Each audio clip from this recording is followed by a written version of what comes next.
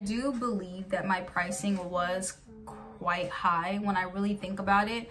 There was times that I'd go to that specific cleaning job and then I'd walk out and I'd be like, dang, they're actually spending like $230 each week. Some people work 9 to 5, some people work night shift. I work all shifts.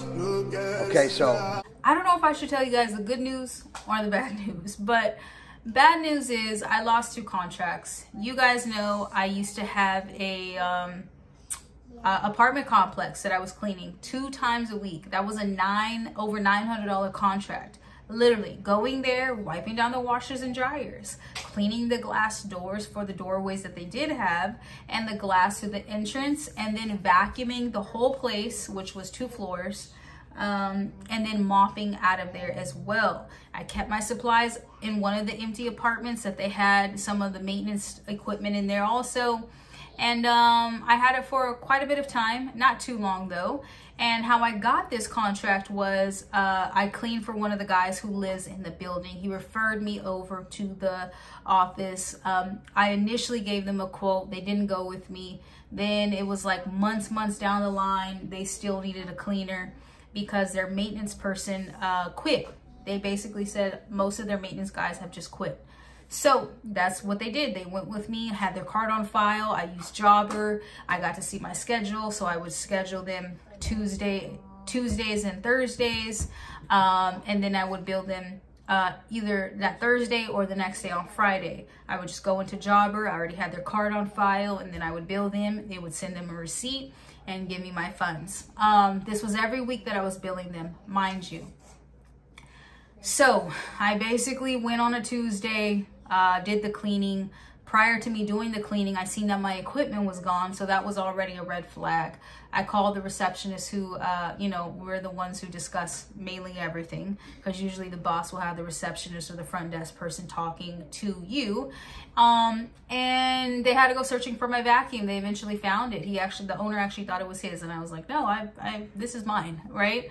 So after we got done out of there, the receptionist lady walked up to my car and she basically said, I'm so sorry and I hate that this is such last minute, but the guy, she said his name, she basically said the guy went with a cheaper company. He got rid of the cleaning company that was cleaning downstairs, which is where they had their main office and a whole bunch of people working for them because they have different properties.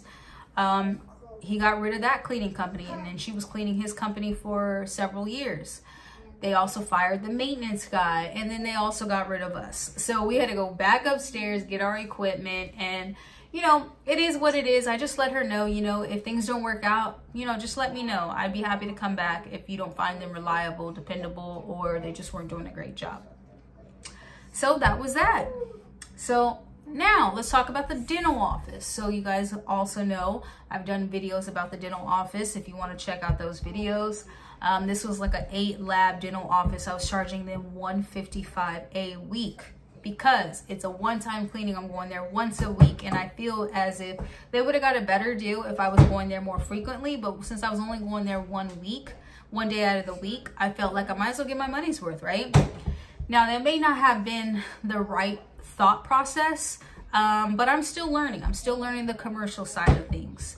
And I always like to think, if I'm not cleaning it and I were to pay someone else cleaning it, I want them to be happy as well, whether it's an employee or whether it's a contractor. Because if I have an employee, I have to think about payroll taxes, insurance, workers' comp, all that kind of stuff. So $155 a week, everything was going well. And then all of a sudden during Christmas time, they were telling me, we don't need your services this week. And so then they would skip to the next week, and then I'd come and they'd be like, we just want to make sure that you have us on your calendar for this week. I'm like, yes, I have you on my calendar this week. And then it started becoming 2 weekends in a row that they didn't need our services. So this specific time, which was about 2 weeks ago, I didn't receive a call. So I assumed that we're back on track again, like I usually was doing. If they didn't call, then we were good. If they did call, then basically they didn't want the services. So I went there on a Sunday after all my jobs, and there was 2 cars parked there, and it was a cleaning crew. Now, I didn't ask them any specifics on anything. I did go back email the dental office and let them know, like, hey, you know, I said it like this. I said my cleaners arrived. I said my cleaning crew arrived there on Sunday afternoon, and there was already a cleaning crew there. Please let us know if you would like to discontinue services, or you would like to continue services, but just give us an update. So they never responded. I really don't know what all that was about. They still haven't reached out, and I haven't called them because I don't know if they're trying another company out, trying them for a couple of weeks to see how things go. So I don't know if it's my price, and I'm not sure if it's the clean, because Mom, can you get this bug? No, leave it alone. Because I do feel like when I did complete the walkthrough, I asked them, what are things that your last cleaner wasn't doing? The keys, okay? Okay. I asked them what was something that you didn't like about the last cleaning crew, and they told me that it was like dusting and something else. And so I figured, like, these are the main things that I need to make sure that I'm doing each and every single clean. And most of the time there's either 2 or 3 of us there. So I don't really know what happened, and I'm gonna be calling them next week, but I did let them know in the email, get back to me at your convenience, because I'm thinking in my head, if they were trying someone out, maybe they want to try them out a couple of times before they actually let me know that they don't need my services. So we'll see how things go. I'm really not too worried about it. It is what it is. These are some things that I did learn from this was, in your contract, if they are wanting to get out of it, then either charge a fee, or maybe I don't need to charge a fee. I don't know. Good news is I have another cleaning contract. Now, this was for the old engineering building that I did. This is the one where I have over like 23K. This is when I very first started really doing cleaning for real. This was like my first cleaning contract. I wasn't a contractor. Like, this was business to business.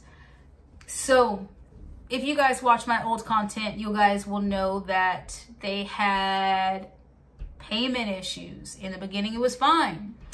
Then there was lots of bumps in the road, and I thought we got over those bumps, and we didn't. Then I was like, okay, I'm not cleaning anymore because now you owe me $400. And then it just continued to like just escalate, and then I ended up finally getting paid after reaching out to one of the owners and letting him know, like, hey, we're a small business.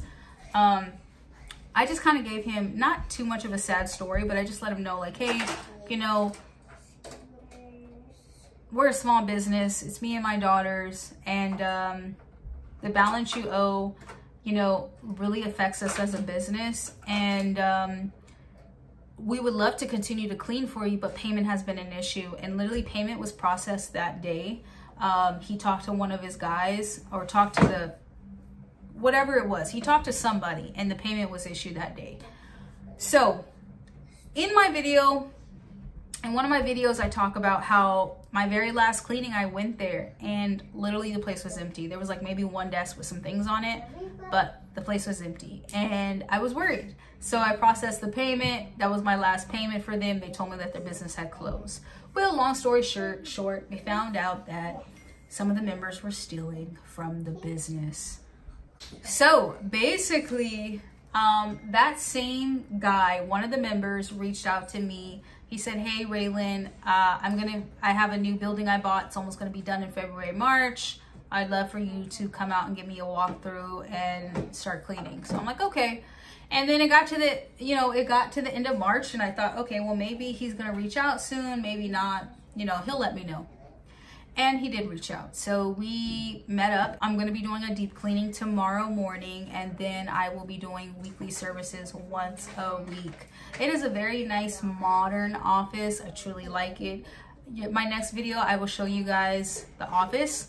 However, I'm excited. You know, the guy apologized to me, and he said, like, I felt so bad. You seem so sweet. And I felt so bad that we were like giving you the runaround and not paying you. And long story short, the other members were stealing from the business. They had to go to court, blah, blah, blah. So that was a really sad story, but we really connected, and I was asking him questions, getting to know him more, because a lot of times, sometimes when you're doing business with these people, you don't really know the owner personally, but for me to actually meet him and talk to him and things like that, he was a really, really cool guy. So I'm really excited about starting the new office. However, I'm really not excited about cleaning anymore. I'm really looking for the next big thing for me, to be honest. I'm a Leo, and I get very, very bored with things very, very fast. And I don't even know if it's a Leo thing, but I get bored with things very fast. I'm looking for that new, like that feeling inside, that adrenaline rush. I had it when I first started my Airbnb cleaning business. And every host that I was getting, I was like I was so excited. It was like a high for me, to be honest. And I don't have that feeling anymore.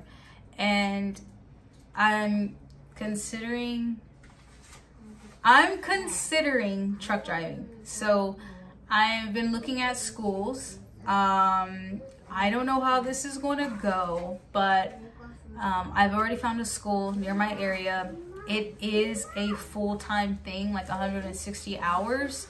I don't know how I'm gonna do that, especially with children, and you know, I don't like to depend on anybody else, so I don't know how that's gonna go. My brother's not here right now, and he's not gonna be here anytime soon, so we're gonna have to figure it out.